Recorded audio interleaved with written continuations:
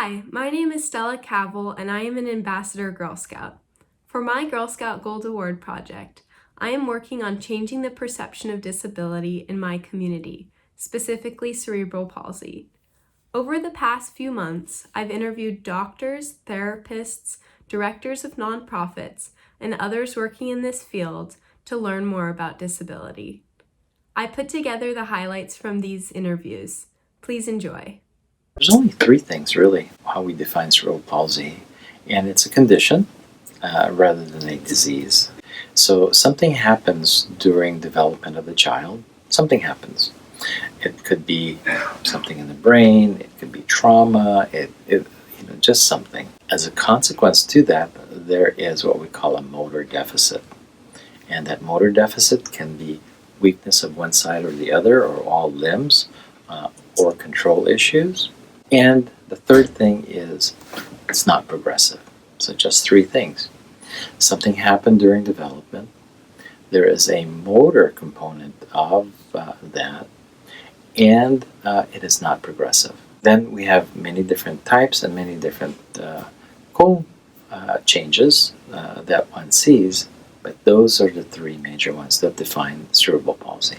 The standard treatments definitely are things like physical therapy, occupational therapy, educational-based programs, and you start very early on. Occupational therapy is about helping a person become the most independent that they can become and the most functional in their life, so to their maximum potential. And when you're impaired, you have difficulty using your hands, that really makes it tough for a lot of things, like just putting on your shirt or combing your hair, brushing your teeth, all those things. Definitely 50% of our clientele are children with cerebral palsy.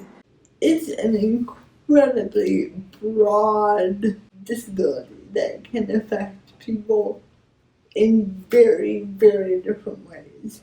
Unlike other disabilities where each case is pretty similar, CP can be anything from a slight limp and maybe a lisp to can't walk, can't talk, can't see, can't hear, cognitive disabilities, medical problems, the whole 9 yards. There are many different impairments.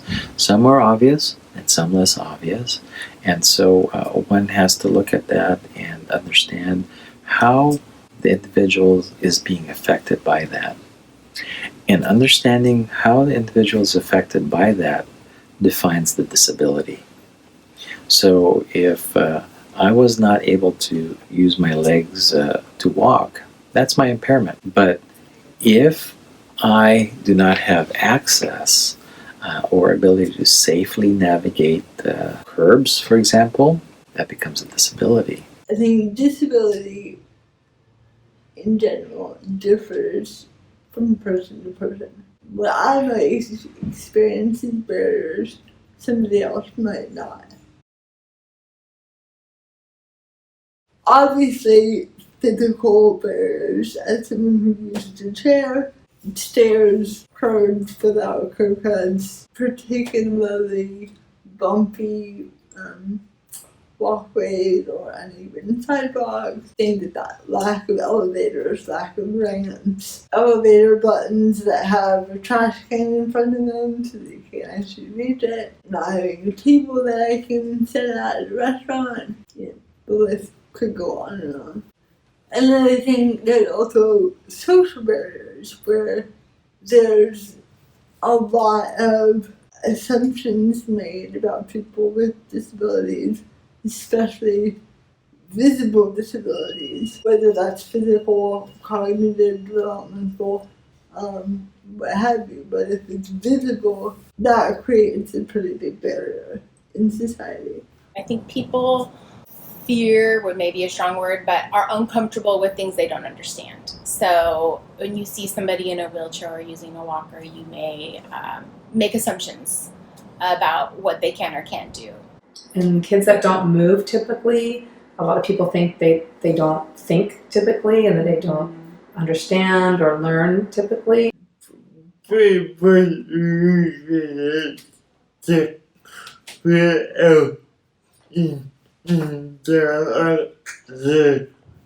disorder because we cannot move or we cannot do the put about it. That's the like it's not the or usual that's what us for I experience it a lot where people see me and they make a lot of assumptions about me, or they hear my voice and they make a lot of assumptions about my cognitive level. I don't feel like society even sees people with CP.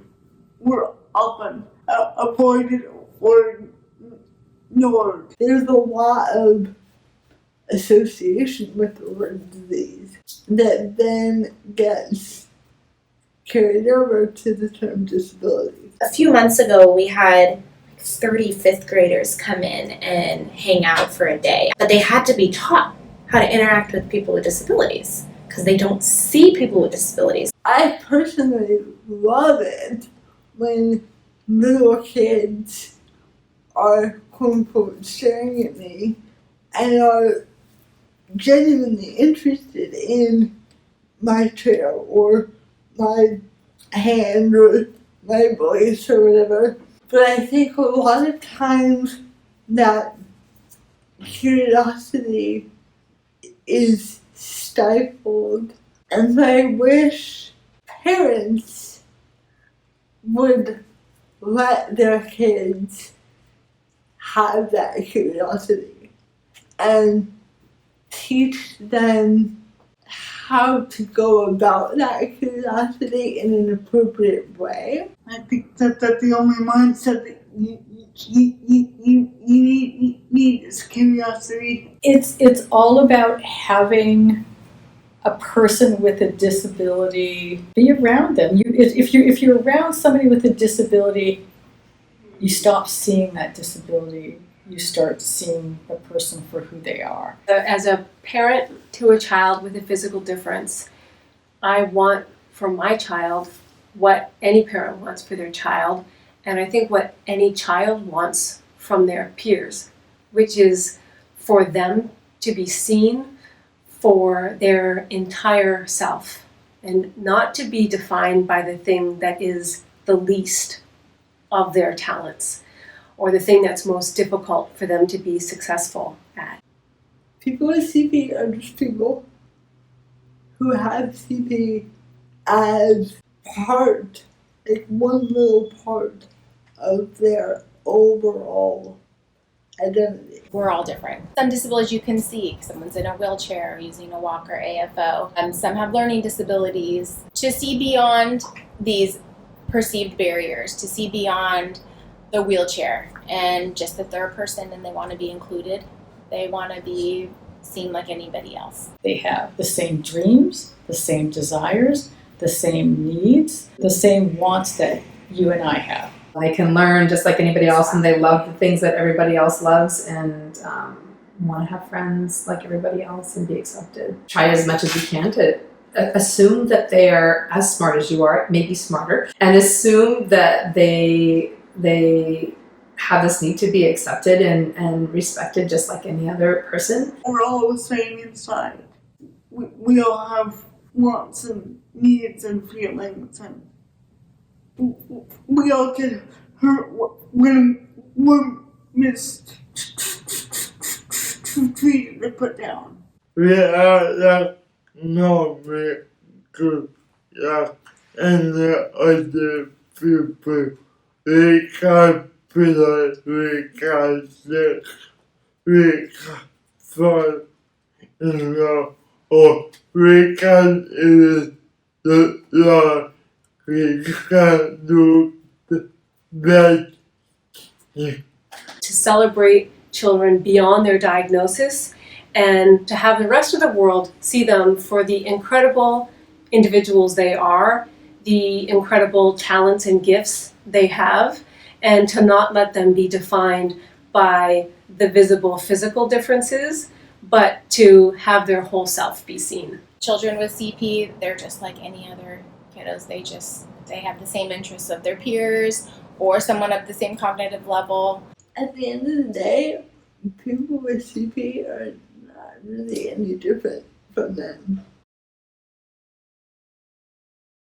You'll see the language is changing around how you discuss or talk about disabilities in the communities, and there's more of a focus now on the abilities as opposed to the disability.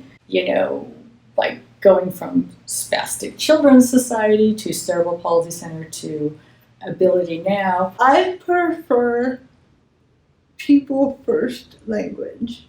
I identify as a person with a disability. My disability is definitely a part of who I am, and it has made me who I am. But it is not who I am. And so, for me, people first language is a really quick way to put that in people's heads.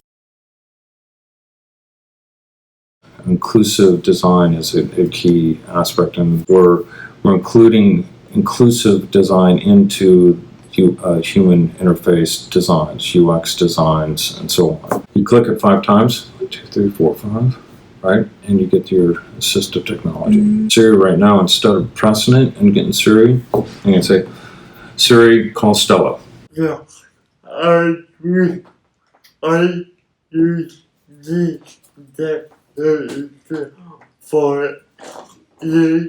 And examples are the last that I can even improve it, and I start to work on that. Now I am doing a PhD on that. It really started with my daughter's diagnosis of cerebral palsy when she was 1.5 years. Really, we discovered that cerebral palsy is non-progressive. So the good news was that this was her floor and no one could tell us where her ceiling was going to be. And we tell her, listen, you do some things really, really well, and then there's some things that are tough. We're all working on something. I think what people forget is that an individual with disability, they know they have a disability. They know what their limitations are physically, but they also know how to work around those limitations and to achieve the things that they want to in life, just like you and I. My perspective is that, physical disability is nothing more than a natural part of human diversity.